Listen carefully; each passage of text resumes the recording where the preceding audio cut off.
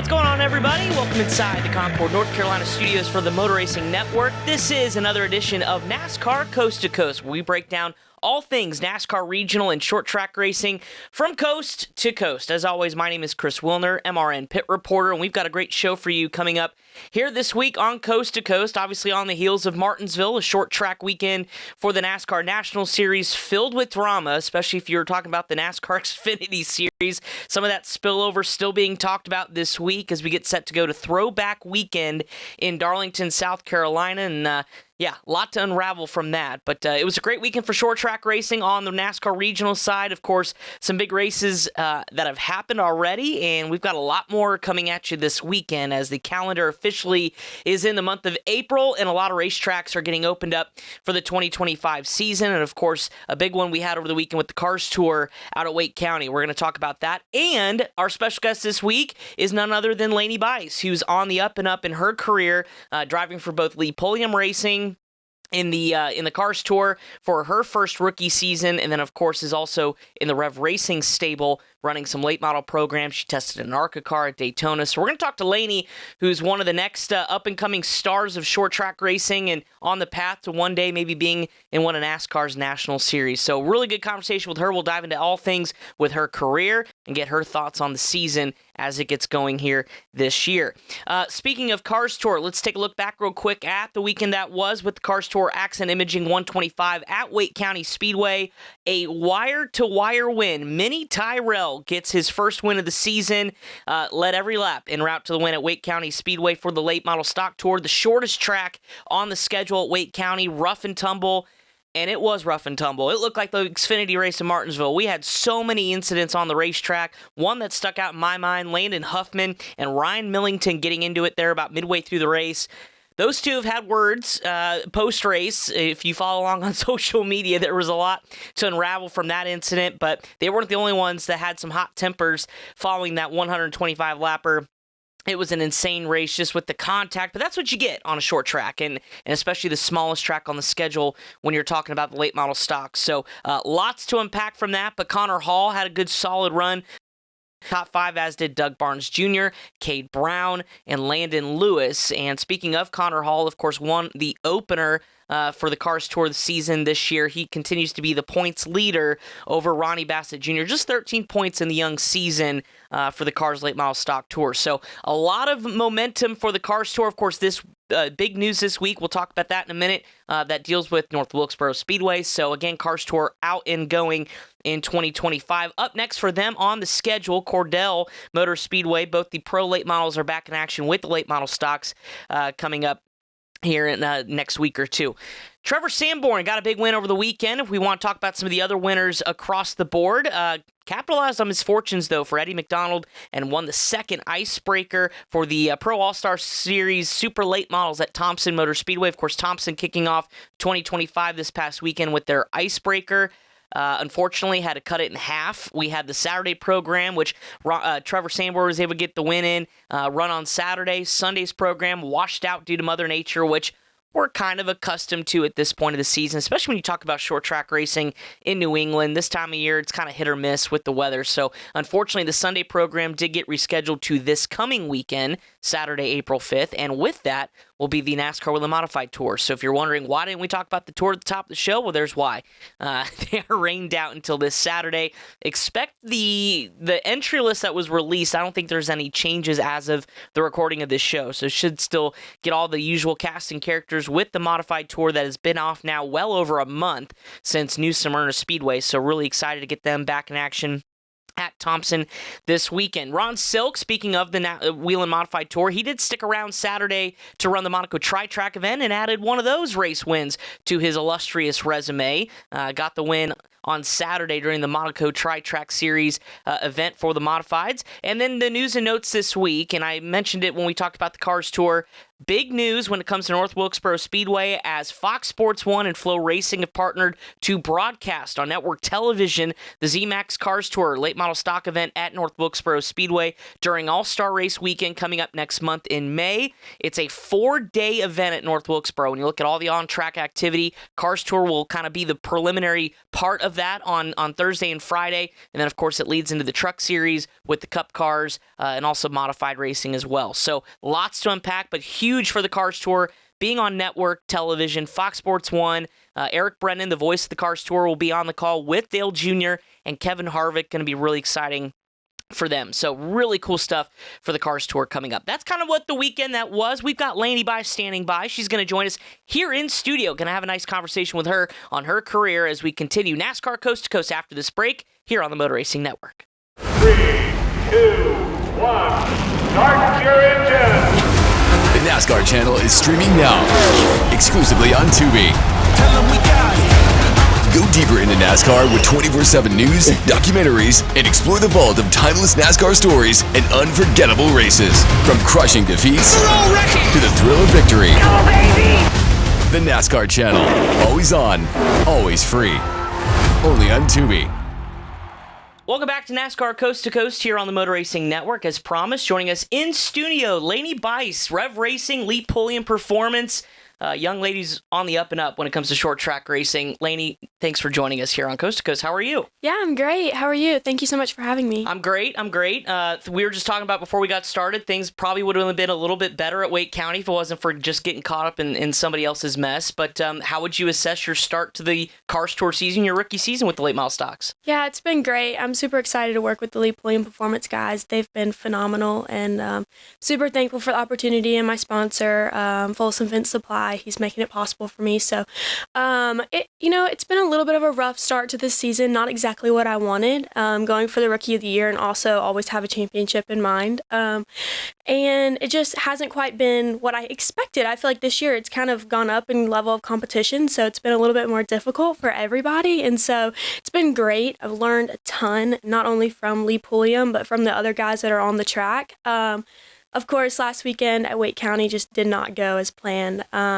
Unfortunately, things happen, and you kind of have to take them and move on to the next weekend. So I'm excited to go to Cordele. Few weeks. That's right. Yeah, that's going to be another exciting racetrack. How did you get connected with Lee in his program on the late model stock side? Yeah, so funny story. When I first got into late model stocks about 2 years ago, so in 2023, we reached out to him. He was actually our first choice. Good friend in Georgia recommended him, and we called him, and of course he was booked up. I mean, he's booked up for quite some time. Pretty popular. Pretty popular guy, and so we reached out to him, and of course he didn't have any open seats. And I'm actually honestly thankful that I didn't get that opportunity right away, because I feel like I got the experience that I needed to be ready for it when it came. So I ran with the AK Performance guys in that year, and that was a great year. Learned a ton. And then this for 2024, of course, ran with Rev Racing, and we were just seeking some extra opportunities to run some more races, just because it's so important to be in a car as much as I possibly can. So the opportunity with Lee Pulliam to run the South Carolina 400 came up, and obviously that also did not go the way that we wanted it to, and things happen again. So he was like, hey, let's get you back in the race car. Let's do it again. Yeah. So he wanted me to be a part of it, and I wanted to be a part of it. So really it was just goes both ways. So it was a great opportunity that came up. It's all about being in the seat as much as you can, and so that's a really good opportunity to be behind the wheel of one of his race cars. We know how good Lee's stuff is week in and week out, but what is the adjustment like for you, especially on the Cars Tour side? That, I mean, it's the toughest competition out there when it comes to late model racing, so how much have you had to learn and kind of really adjust to running that series? It's been a huge adjustment. I feel like you can't even explain it. It's definitely, like, at Wake County, I qualified 12th, and I was half a tenth off the pole. So you can't even make that up. It's crazy to think about. It's just a different level of competition, and all the guys that are in it, they've been in it for years. So I'm one of the less people that have the amount of experience on the tour. So they've all been to the tracks that I've not been to before, or all these things. So it's great because I'm learning so much, and I'm getting the opportunity to learn. As I've been saying, I want to make it to NASCAR, and I want to be competitive, and I want to win races. And this is definitely the steps that I have to take to be better and to be put into those positions. Well, before we look forward, let's look back. How does a girl from Locust Grove, Georgia, end up where you are now? Obviously, Georgia, being in the Southeast, I mean, racing's, it's a hotbed, right? But when I think of Georgia, I think of like Bandoleros and Legends cars and things like that. But how did you get your start in racing? Yeah, it's actually a really funny story. So none of my family is from racing at all. Same. Yeah, coincidentally. And so I am from a small town, and I loved four-wheelers and being in the outdoors. And we lived on a big land back home, and I loved ATVs and four-wheelers. So we my dad owns a tree removal business, and he built a course outside with mulch that I could basically race around. Oh, wow. And it had like uphills, downhills, everything, all the whole 9 yards. And so I did that, and I would make my dad time me and like try to beat it every time. So it came from like a young age, the passion for it. So I went with him one day to bid work, and he, out the window, I saw go-kart racing, and I didn't really know what that was, but for some reason I was very attracted to it, and I was like, oh wait, I want to do that, can we please go in? And I begged him for weeks before he would take me in, and I'm very relentless, I don't give up on things. So he finally got annoyed enough to where he took me in, and it just started from there quickly too. I mean, my dad fell in love with it, I fell in love with it. So I raced go-karts in Barnesville, Georgia, at a little track, and I want to go back there in someday and be able to say, wow, like, can't believe where this started and then where I am now. Because I even think that now. I can't believe where I am. Sure. I mean, I'm up here. I've moved up to Charlotte, and I've, like, just been chasing this dream, and it's incredible. So you go run go-karts. When did you feel like, okay, I think I can make a career of this and maybe need to start not only make it as a hobby, but now this is my profession? Yeah, so I raced go-karts for about 2.5 years, up until COVID, and I flipped the go-kart. Oh. Broke my collarbone, and that was the moment my mom was like, no more. Let's do something different. So, of course, we didn't really know anything about the racing world. So it was a very big shock to try and go to something that had a roll cage. That's what she wanted. Sure. Good thing we knew a bunch of friends in the area, and we were kind of in the right area because Atlanta Motor Speedway is right there. So they do the Thursday Thunder deal. Oh, yes. And a bunch of weekend races. So we got into that, and it quickly arose from there. Because in go-karts, when you're so young, you don't really know what the world is. I didn't even really know what NASCAR was. When you're that young, What? I know. Like, I knew about it, but Yeah. I didn't know what it was to a certain extent. I didn't understand it, and I also didn't think that it would ever be possible. Because you just think of it as like a whole different world. Sure. So, okay, so then when did you learn about NASCAR? Was it when you were down there, I guess really outside Atlanta? First of all, did you go to Atlanta Motor Speedway for a cup race? Yes. Okay, So I started watching. So at least you've done that. Yes. Yeah. So I started watching NASCAR, of course, when I started running legend cars, because I mean you're racing at the little tiny track inside of the big track. Yeah. So then you're like, oh wait a minute, this is kind of crazy. So that was like one of those moments where you're like, wow, like, what am I doing? I'm racing inside of a big track right now. It's just, you always have those moments in racing where you're like, every time you take a new step, you're always like, wow, what am I doing? This is crazy. Never thought I'd get here. That is crazy. And now look at you, not only running for Lee in late model stocks, but then the Rev Racing program comes calling, Drive for Diversity. Obviously, that program's been around well over a decade now. And we have, just drivers coming in and out of that program, finding success. What led you to that, and how has that process been? I know there are some big things on the horizon for you in the Rev Camp. Yeah, so that came up in 2024 when I was running with AK Performance. I got invited to the Combine and ran with them I competed in the Combine, did really well in it, and of course they wanted me to be a part of the team. And I'm super thankful for what they're doing for me, because it wouldn't be possible. That's the hardest thing, is coming from such a small town and not having the funding behind me and the support system.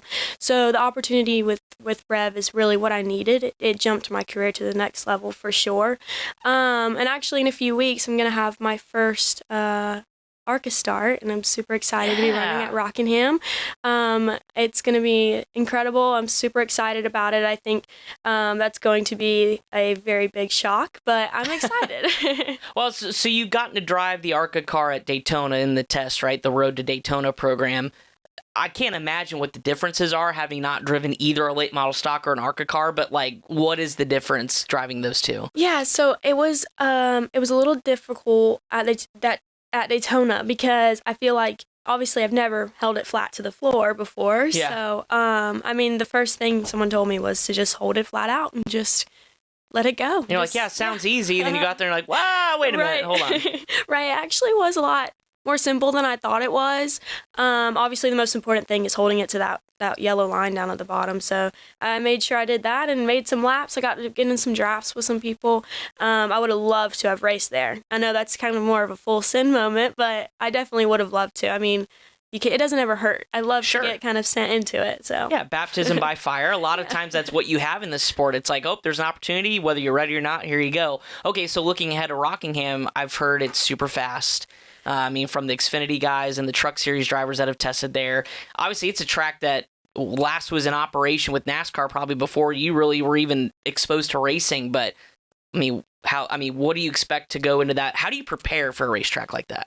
Honestly, well, one of the hard things about it is there's not much film on it. So, it's true. There's only so much you can watch. I mean, if you go back to the early 2000s, you can watch some races, but the cars were completely different back then. But that kind of starts it out. And I feel like, it's going to be a challenge. It's not going to be easy for sure, especially being my first race in the ARCA car, a track that NASCAR hasn't been to in quite some time. And then, I know right now the sim stuff is not quite where it needs to be just because it is a new track. So I feel like it's going to be a challenge for sure, but I'm very excited for it. And I feel like, I love a challenge, and I think that it's going to be a great opportunity. So we talked about your story and how you got to racing where you're at now, but obviously anybody in racing has somebody they look up to.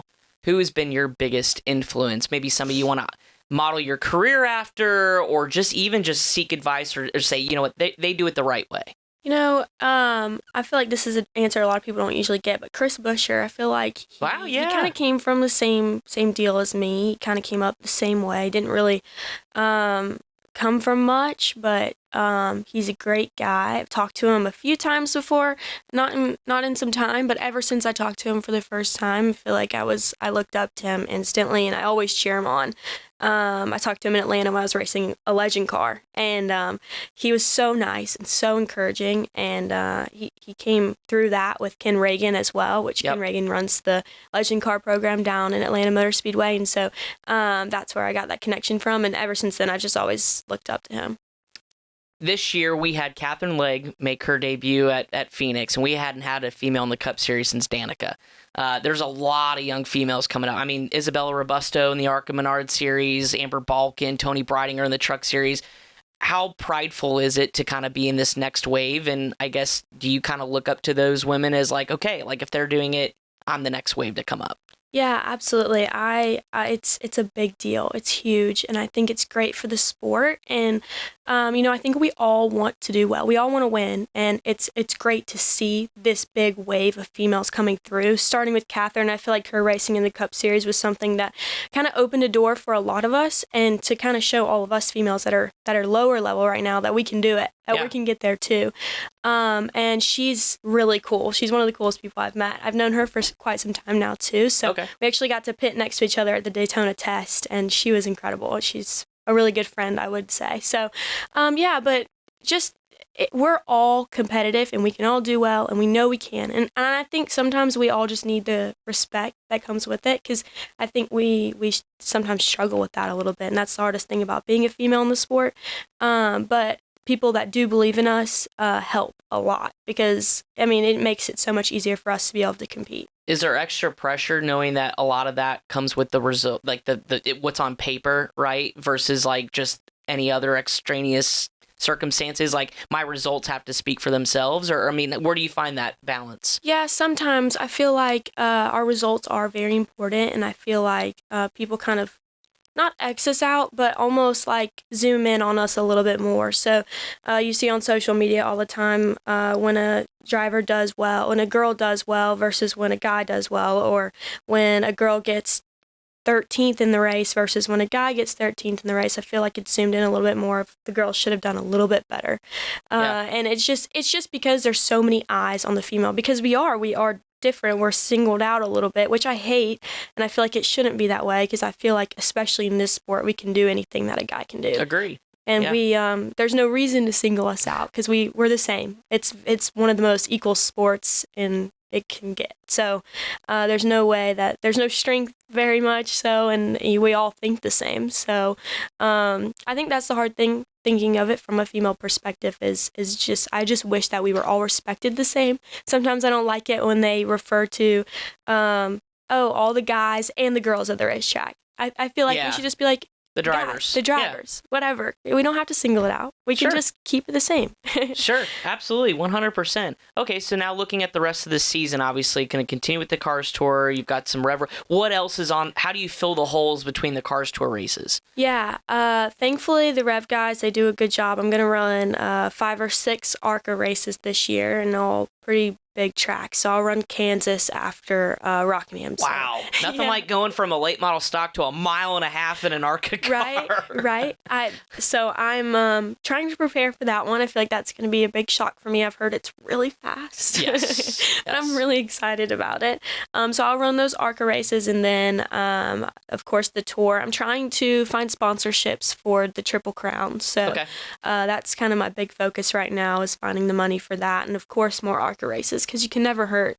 That's right. I love to be in a race car. I'm also going to do a few races with Ben Kennedy Racing, back in his pro late model and super late model. Okay. Trying to fit those into the schedule. I mean, right now, starting next weekend, I'll race. Is it 6 or 7 weekends in a row, which is a little unusual for kind of being so low in the series. Sure. But I'll have back-to-back Car Tour races and then ARCA races kind of spread out. I'm also racing Charlotte, so. Oh, wow. As of right now, it's on the schedule. Okay. So I think that's also a really big one. So. That's insane. So your schedule's just gone tenfold overnight. That's right. wild. And what we need to do, too, speaking of Rev Racing, is, I don't know if you know, some of their drivers have also done some dirt racing up the road at Millbridge. Yes. We need to get you out there doing that. I'd love to. Shameless plug. I'm one of the announcers, but either way, I think it'd be a really good opportunity for you. I need to. I'd love to.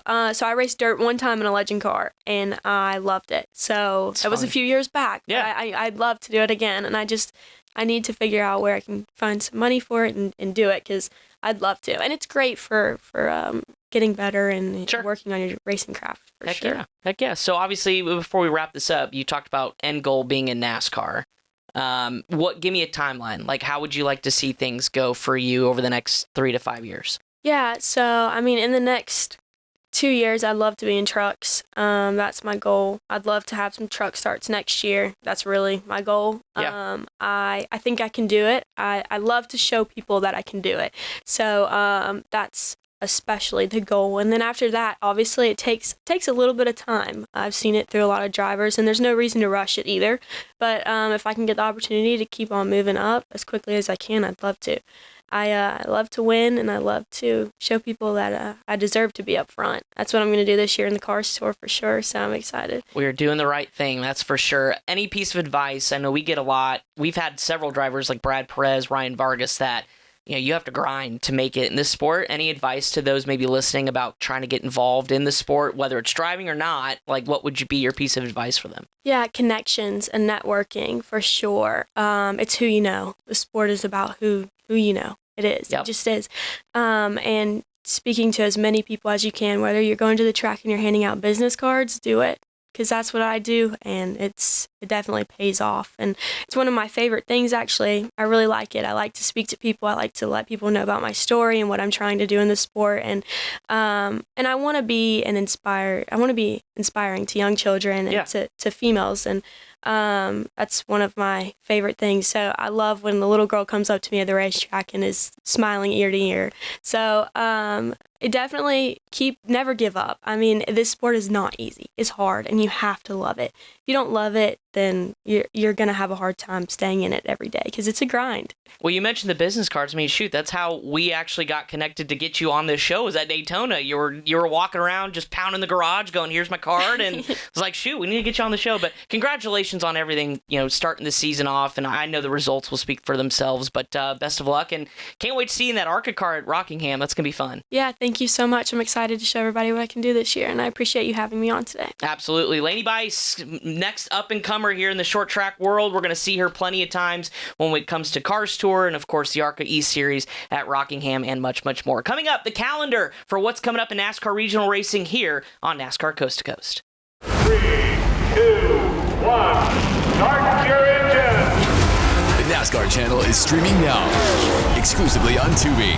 Tell them we got it. Go deeper into NASCAR with 24/7 news, documentaries, and explore the vault of timeless NASCAR stories and unforgettable races. From crushing defeats to the thrill of victory. The NASCAR channel. Always on, always free. Only on Tubi.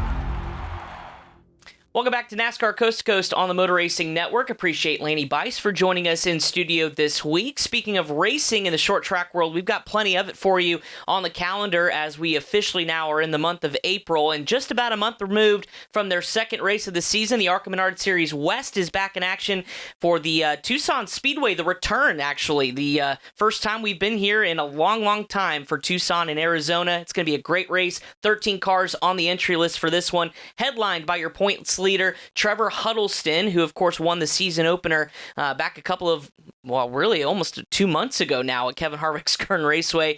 He leads the points over Robbie Keneally. Those two are back in action again this weekend, part of that 13-car entry list. Jake Bowman, Tanner Reif, also on the card this weekend, and it's the first time we've been back at Tucson since 2019. So nice 6-year reunion here for the ARCA Menard Series West. Again, that's coming up on Saturday night on Flow Racing. A late start for you on the East Coast, 10 p.m. Eastern time, so have an extra cup of coffee on Saturday. The ASA Stars National Tour is back in action once again this weekend as well, as Gavin Boschelle leads the points heading into Dominion Raceway, the first time that the ASA Stars National Tour has visited Dominion Raceway in Virginia. This Saturday, 22 cars are on the entry list for this one, including names like Cole Butcher, Landon Pembleton as well, who's a former track champion at this racetrack. Those are just some of the many names that are headlining the entry list coming into this weekend. Stephen Nasse as well, who is certainly going to be one of the cars to beat this weekend. And I mentioned Gavin Boschelle, really good start to his young season. We had him on Coast to Coast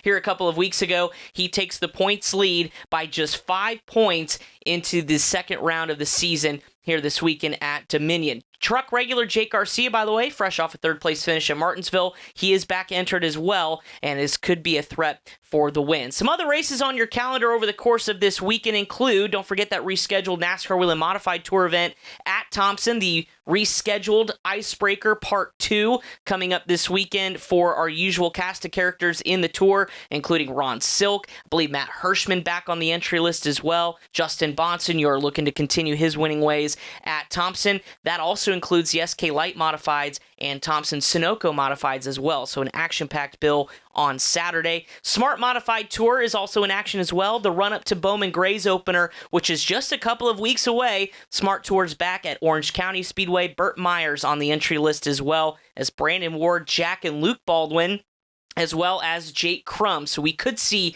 Part 4 of the Jake Crum versus Jack Baldwin situation that has kind of been the storyline in the Smart Modified Tour this year. Again, that's coming up on Saturday at Orange County Speedway. And we do have our next NASCAR Advanced Auto Parts Weekly Series track opening its doors for the 75th time.